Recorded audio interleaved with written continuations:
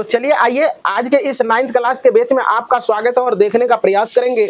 आपका ये जो है ना, ये चल रहा है आपका चैप्टर 5 और चैप्टर 5 में एक्सरसाइज आपका 5.1 है। तो इससे पहले तमाम प्रश्नों को पढ़ाए हैं, समझाए ना तू लोग? थोड़ा जग के रहो और चीजों को समझना है। तो चलिए आइए, हम ये कह रहे थे कि कुछ बच्चे ऑनलाइन में भी देखते हैं सवाल, वीडियो थोड़ा लंबा हो जा रहा था इसलिए हमने क्या किया, उसको डिलीट कर दिया। तो चलो देखो, कहने का मतलब है कि ये सवाल को समझना है और लोगों को क्या कहना है कि थोड़ा बड़ा बड़ा लिखिए, है ना। जब कहीं हम जाते हैं किसी भी फंक्शन में तो बच्चे जब मिलते हैं वहाँ तो कहते हैं थोड़ा सर बहुत अच्छे तो पढ़ाते हैं, और टीचर लोग भी कल मिले तो बोले क्या जो कि सर हम भी सीखते हैं और हमारी भांजी भी सीखती है और आप डिजिटल बोर्ड लेने का कृपा करें। तो धीरे धीरे हर चीजें आ जाएगा। तो पहले आप जहां हैं वही चीजों को समझने का प्रयास करें और जितने भी बच्चे वीडियो देख रहे हैं अच्छे से अपना तैयारी करें और अपना नोट्स बुक बनाते रहें और बार बार आप रिवीजन करते रहें, क्योंकि कहा भी गया है कि practice max a man perfect, है ना। यानी आदमी को जो है ना अभ्यास जो होता है सबल बनाता है। जब तक आप प्रैक्टिस नहीं करोगे तो नहीं सफल हो पाओगे। तो इसलिए थोड़ा जग के यहाँ देखने का प्रयास करें और ये सवाल बहुत ही बेहतरीन ढंग से तुम्हें बता दे रहे हैं। सवाल कह रहा है क्या कि आप सिद्ध कीजिए कि किसी भी रेखाखंड का केवल एक मध्य बिंदु होता है। यही तुम्हारा क्वेश्चन है, यही तुम्हारा प्रश्न है। समझ में आ गया? तो चलो अब देखो, अब हम क्या किए, अब मध्य बिंदु समझना है कि किसी भी रेखाखंड का एक के मध्य बिंदु होता है तो आप दो गो मान लेंगे, एक अलग से मान लिए, है ना। अब ये दोनों जब ओवरलैप कर जाएगा मतलब 0 हो जाएगा, है ना, CD का मान 0 हो जाएगा तो इसका मतलब हम समझ जाएंगे कि दो को जो माने हैं मध्य बिंदु वो गड़बड़ चीजें थी, है ना, क्योंकि किसी भी रेखाखंड का केवल एक मध्य बिंदु होता है। अब जरा सा देखने का प्रयास करो, सीधी बात है कि अगर तुम्हें कोई भी चीज को सिद्ध करना है, अभी जैसे कि पिछले वीडियो में हमने बता रहा था कि कोई भी चीज को सिद्ध करना है, जैसे लड़का को लड़का सिद्ध करना है तो लड़की से कंपैरिजन करेंगे, दिन को दिन सिद्ध करना है तो रात से कंपैरिजन करेंगे, है ना। भैंस को भैंस सिद्ध करना है तो क्या करेंगे, गाय से कंपैरिजन करेंगे, है कि नहीं? समझ में आ रहा ना। मम्मी को मम्मी सिद्ध करना है तो पिता से कंपैरिजन करेंगे, किससे? दिख रहा है ना। तो चलिए देखिए, एक बात एग्जाम्पल दे रहे हैं कि जैसे दिन को दिन सिद्ध करना है, सारे चीज ये सवाल से रिलेटेड है इसलिए सुनने का प्रयास करें। दिन को दिन सिद्ध करना है तो रात्रि से कंपैरिजन करेंगे, किससे कंपैरिजन करोगे? तो हम लोग क्या करेंगे, तो देखेंगे कि अभी दिन है, तो दिन है अगर रात माने हैं तभी अंधेरा रहनी चाहिए। जी सर। भले बल्ब जला देता है, लोग रोशनी में प्रकाशित हो जाते हैं, है ना, लेकिन जनरली अंधेरा रहता है ना। तो क्या अभी अंधेरा है क्या? भले अभी थोड़ी देर के लिए लाइन कट गया है, क्लास में है तो इसलिए अंधेरा दिख रहा होगा। तो चलो देखो, तो अभी ये कंडीशन फॉलो नहीं किया। अच्छा, अब रात में तारे दिखते हैं क्या? अभी तारे दिखेंगे क्या? तो इस कंडीशन से भी हम लोग गलत है माने हैं। अब रात में चांद दिखते हैं क्या अभी चांद दिखेगा क्या? नहीं। इसका मतलब है तीनों के किसी भी कंडीशन में, रात्रि के किसी कंडीशन में जा रहे हैं तो गलत सिद्ध हो रहा है। तो इसीलिए हम लोग मान लेंगे कि वहां से अपना जो माने थे उसको गलती स्वीकार कर लेंगे कि इससे सिद्ध होता है कि अभी रात नहीं बल्कि दिन है। कोई दिक्कत? अब मतलब रात्रि का एक भी कैरेक्टेरिया फुलफिल नहीं हुआ, इसलिए हम जो माने थे रात वो गलत चीजें थी, है ना। जैसे कि अब मानना है, जैसे कि सिद्ध करना है कि कोई हम लड़का है, कहेंगे कि नहीं हम लड़का है तो लड़का सिद्ध कर दीजिए कि लड़का कैसे है ना, लड़का कैसे हैं। तो लड़का कैसे है तो आप लड़की से कंपैरिजन करें।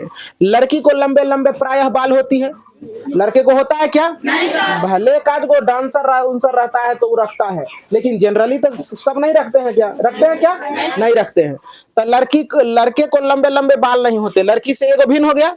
आप देखो, अब दूसरा है क्या, लड़की प्रायः फुदना फुदनी पहनती है, लड़के पहनते हैं क्या? नहीं पहनते हैं, है ना। तो इससे भी गलत हो जाता है।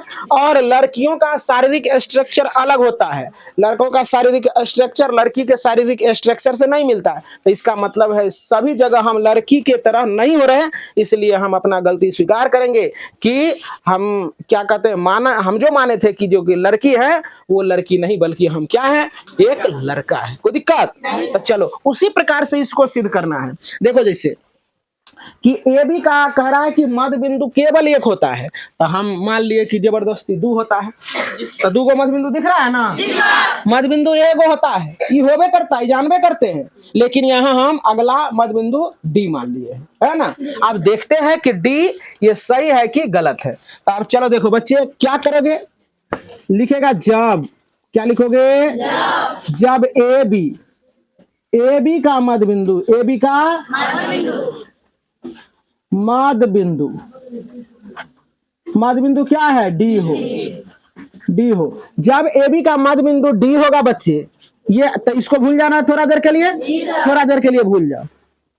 तो ई बराबर ई होगा बच्चे, नहीं सुनाई पड़ रहा है, ए डी बराबर क्या हो जाएगा, बी डी। कोई दिक्कत, समीकरण एक होगा। अब फिर लिखेंगे जब ए बी का मध्य बिंदु क्या हो, सी हो, मध्य बिंदु। अब इसको भूल जाओ थोड़ा देर के लिए, तो ये बराबर ये हो जाएगा, तो क्या लिखेंगे, ए सी या बराबर बी सी होगा। समीकरण दो, समीकरण 2। अब लिखेंगे बच्चे, समझ में आ रहा है ना सारे बच्चे को। अब यहाँ ये रहने दो। अब जरा सा देखो कि ए सी में से अगर हम ए डी घटा दे तो ये बच जाएगा। तो चलो देखो लिखेंगे समीकरण 1 और 2 को देख रहे हो, लिखेंगे समीकरण 2 में से 1 को घटाने पर, समझ में आ रहा सारे बच्चे को। अब 2 में से 1 को घटाओगे बच्चे, तो यहाँ देखो दिख रहा है क्या, ए सी क्या हो जाएगा बच्चे, माइनस ए डी, माइनस बाएं वाले को बाएं से घटाएंगे, दाएं वाले को बी डी या माइनस बी सी होगा बच्चे। ओह गड़बड़ हो गया, डायरेक्ट लिख दिए हम, ए डी बराबर क्या हो जाएगा, बी डी। समीकरण 1 था। अब देखो क्या है, मतलब दूसरा में से ना पहला को घटा रहे हैं, तो दूसरा समीकरण यहाँ देखो क्या है, ए सी बराबर बी सी। समीकरण अब यहाँ हो जाएगा ए डी बराबर बी डी। समीकरण 2, समीकरण 2। देखो जरा सा, अब घटाएंगे, देखो इसमें से इसको घटाना है, तब देखो क्या लिखाएगा यहाँ, A C minus A D, A C minus A C minus A D. अब बराबर यहाँ देखो B C minus B D, यहाँ दिख रहा है सारे बच्चे को।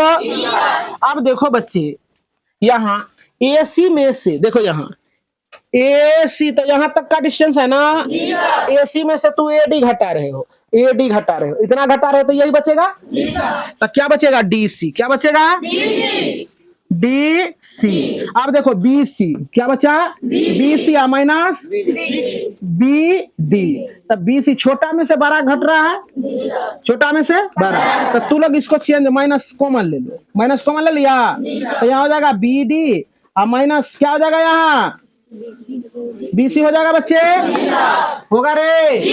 चलो देखो यहाँ हो जाएगा डी सी बराबर माइनस, अब बी डी ये क्या है बच्चे, बी डी। अब देखो बी डी में से बी सी घट रहा है, तो ये बचेगा कि नहीं बचेगा रे, क्या बचेगा, क्या बचेगा, क्या डी सी, क्या बचेगा बच्चे, डी सी। तो चलिए यहाँ देखो, देखने का प्रयास करेंगे, यहाँ समझने का। यहाँ देखो आप 2 कर लोगे, यहाँ क्या हो जाएगा, 1 हो जाएगा।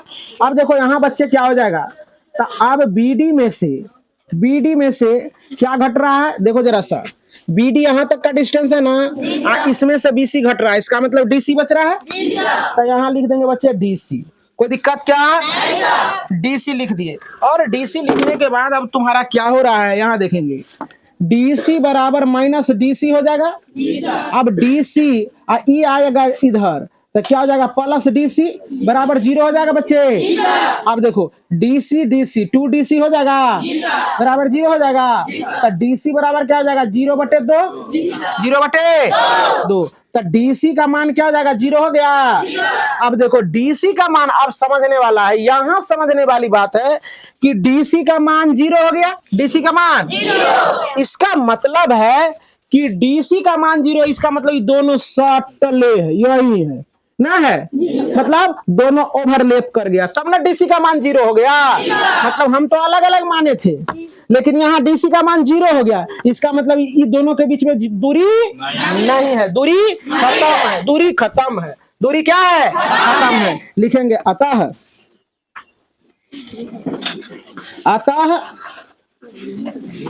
बिंदु डी और सी, डी और सी समपाती है, समपाती है, इसलिए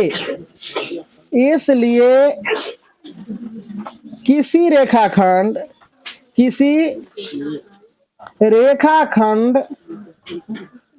का केवल एक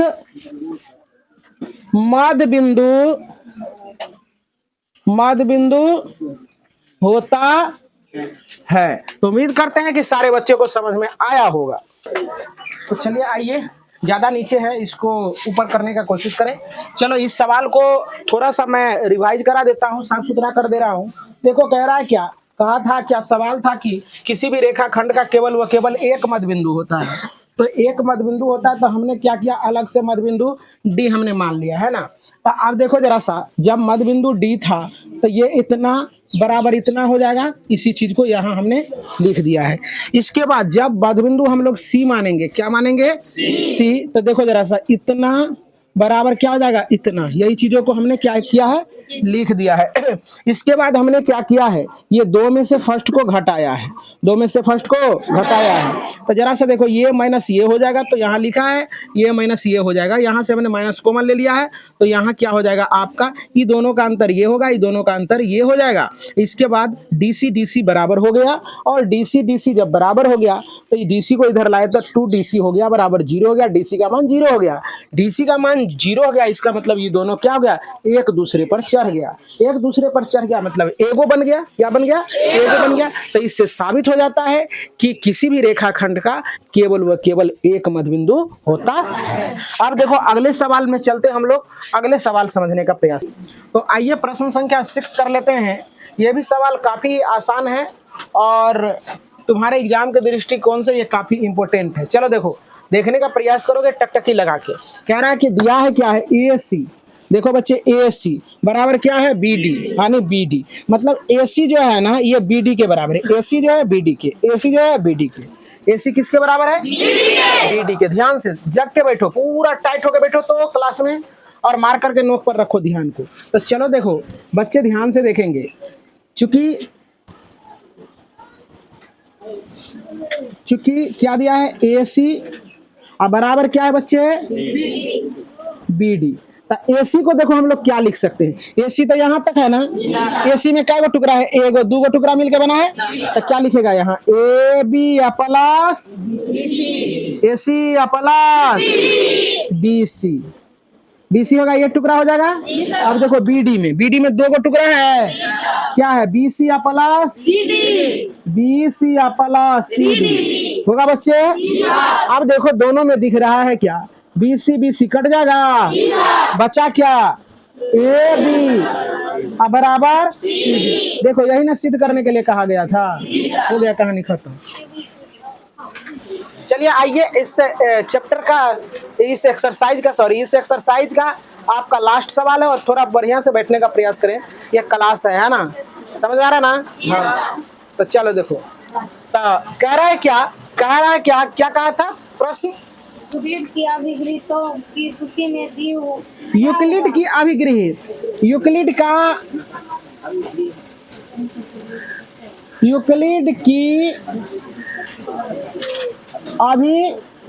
अभिग्रहित कैसे लिखा है, यूक्लिड की अभिग्रहित की सूची में दिया हुआ अभिग्रहित 5 एक सर्वव्यापी। हाँ बैठ जाइए। कहता है यूक्लिड का अभिग्रहित जो है ना, 5वां अभिग्रहित जो है, ये सर्वव्यापी सत्य क्यों माना गया है? सर्वव्यापी सत्य क्यों माना गया है? अब देखते हैं कि यूक्लिड का पांचवा अभिगृहित को लिखने का प्रयास करें। यूक्लिड की पहले लिखेंगे कि यूक्लिड का पांचवा अभिगृहित कहता क्या है। बात समझ में आ रहा ना? तो यूक्लिड की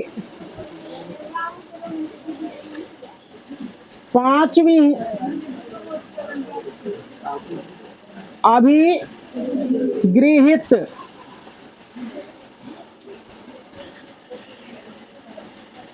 यूक्लिड की पांचवी अभिगृहित हमें यह बताता है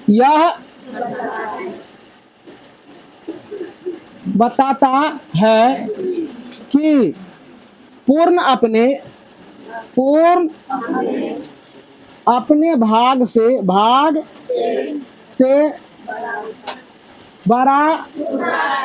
होता है। अब इसका प्रमाण देखो। अब ये अपने भाग से पूर्ण क्या होता है? बड़ा होता है। हम लोग रोटी खाए हैं, रोटी खाता है ना तू लोग? तो देखो यहाँ ये है रोटी। क्या बच्चे? रोटी। ये है रोटी। क्या बच्चे? रोटी। रोटी बना लेते हैं पहले। देखो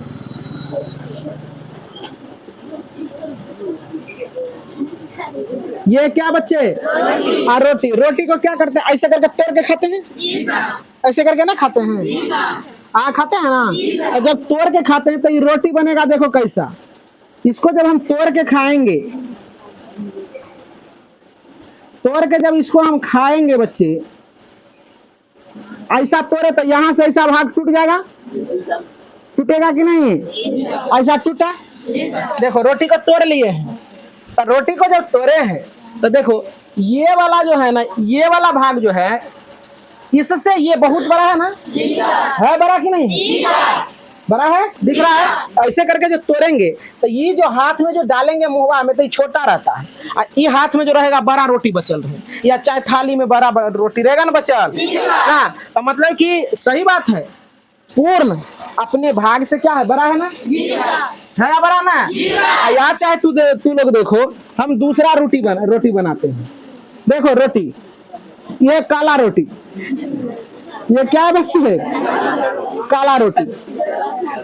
हाँ, जरल का रोटी। हाँ सही बोला तू लोग। चलो देखो यहाँ, आप कहते हैं मम्मी को कहेंगे क्या हम लोग? मम्मी आधा रोटी दो। क्या दो? आधा। या चाहे कहते हैं आधा में काम नहीं करेगा, कहेंगे क्या? एक टुकड़ी रोटी दो, एक कोना रोटी दो। तो हम लोग 4 कोना इसको बना लेते हैं। मम्मी क्या करेगी? देखो क्या करेगी, है ना? महतारी जो है ना समझ जाती है कि हमारा बेटवा जो है ना कितना रोटी मांग रहा है। देखो इसको कहते हैं एक भाग। 4 कभी कभी खाना देती होगी मम्मी तो 4 भाग करके देता है ना। अब देखो तू लोग भी देती होगी, तो ऐसे करके दिया होगा, 4 भाग बनता है ना। तो आप बताओ कि ई बड़ा है कि ई बड़ा है? कौन है बड़ा रे? बड़ा है कि नहीं है? बड़ा है रे बच्चा। देखो तो कह रहा था कि यूक्लिड का पांचवी अभिगृहित जो है, कह रहा है कि पूर्ण अपने भाग से बड़ा होता है। सही बात है कि पूर्ण अपने भाग से क्या होता है? बड़ा है कि नहीं है? पूर्ण अपने भाग से क्या है? थोड़ा सा रोटी को तोड़ो और करगर से तोड़ो, तो ये वही है ना। तो चलो लिखेंगे क्या है? इसलिए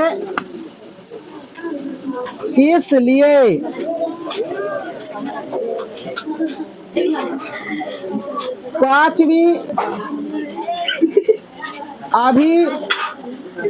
अभिगृहित है ना, अभिगृहित सर्वव्यापी